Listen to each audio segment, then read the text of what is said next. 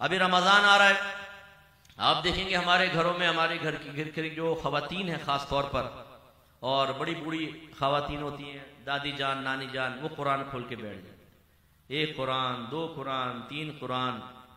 हमारे यहाँ कोई फौत हो जाता है, सारे सिपारे लेके बैठ जाते हैं।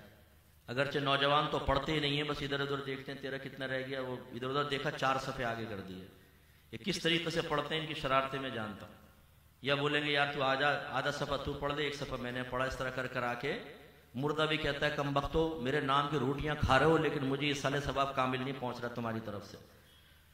सिर्फ हम ये कुरान, भाई उसमें लिखा क्या है, अल्लाह ताला क्या फरमाना चाह रहा है, कुछ भी पता नहीं। हत्ता कि इमाम साहब जो अरेबिक में दुआएं करते हैं ना, उसमें कहते आमीन आमीन। अब हमारा बच्चा पूछ रहे ना कि अब्बा जानी इमाम साहब क्या कह रहे हैं, बेटा पता नहीं, आमीन बोल आमीन। अब बच्चा पूछे अब्बा जान आमीन का मतलब क्या है, ये भी नहीं पता, बोल आमीन। ये हमारी हालत। आप में से बहुत सौ को आमीन का मतलब भी नहीं पता होगा, किसको कहती है आमीन है क्या। तो हमारे कितने आप में ऐसे बैठे हैं जिन्होंने पूरे कुरान को तर्जमा तफसीर से पढ़ा हो। बहुत से तो ऐसे बैठे होंगे जिन्होंने कई कई सालों से कुरान खोल कर नहीं देखा। खास तौर पे हमारे नौजवान भूल चुके हैं कुरान।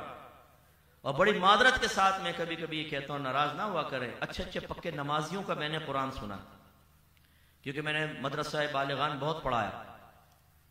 आप कितने साल से नमाज पढ़ रहे हैं? 20 साल, आप 25 साल, आप 30 साल। अब जब उनकी नमाज सुनते हैं बिल्कुल गलत से उल्टी सीधी।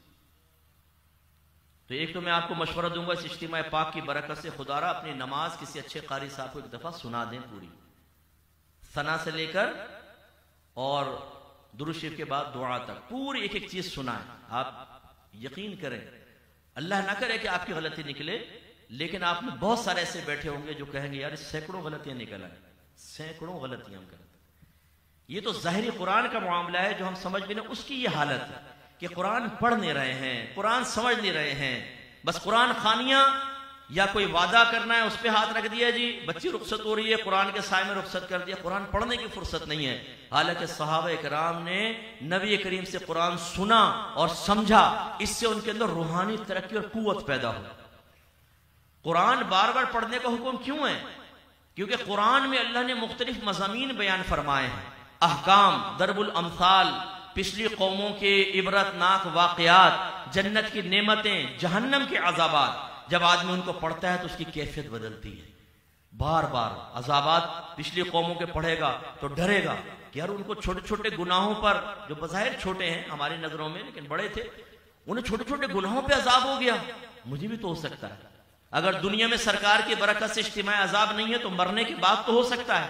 एहसास पैदा होगा, जन्नत के वाकयात हम पढ़ेंगे और समझ में आएंगे तो जन्नत की तमन्ना बेदार होगी, जहन्नम की आयात पढ़ेंगे तो खौफ पैदा होगा।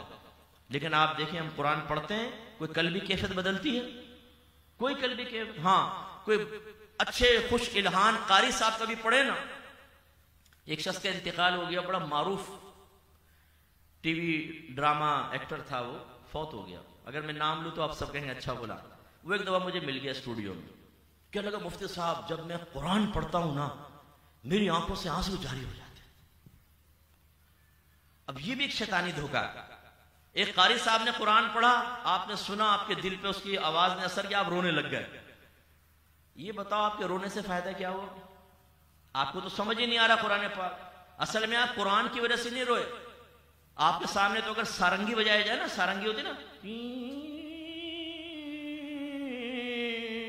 उसी में आंसू निकल आएंगे।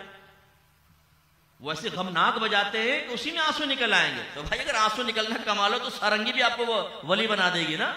ये बाकमाल चीज नहीं, हमने इन चीजों को अपना कमाल समझा हुआ है कि यार मैं नाज उधर बैठा, ऐसी उसने नात पढ़ी, ऐसा उसने कुरान पाक की तिलावत की, मेरे आंसू निकल गए, बहुत आंसू निकले।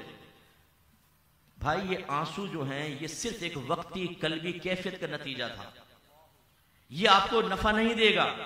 मुतालबा शरा कुछ और है, कुरान समझने का हुक्म है। अल्लाह ताला ने क्या फरमाया? ज़ालिकल किताबु ला रैब फीहि हुदल लिल मुत्तकीन, ये वो ज़ीशान किताब है जिसमें शक की कोई गुंजाइश नहीं, ये मुत्तकीन के लिए जरिया हिदायत है। हिदायत कैसे हासिल होगी?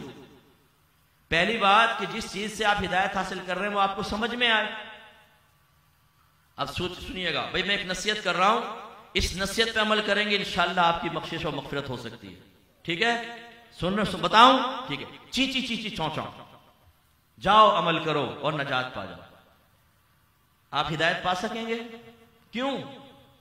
आप कहेंगे मुझसे साहब ये चाइनीज जबान हमें तो समझ में नहीं आई, समझ में आएगी तो वो हिदायत मिलेगी ना।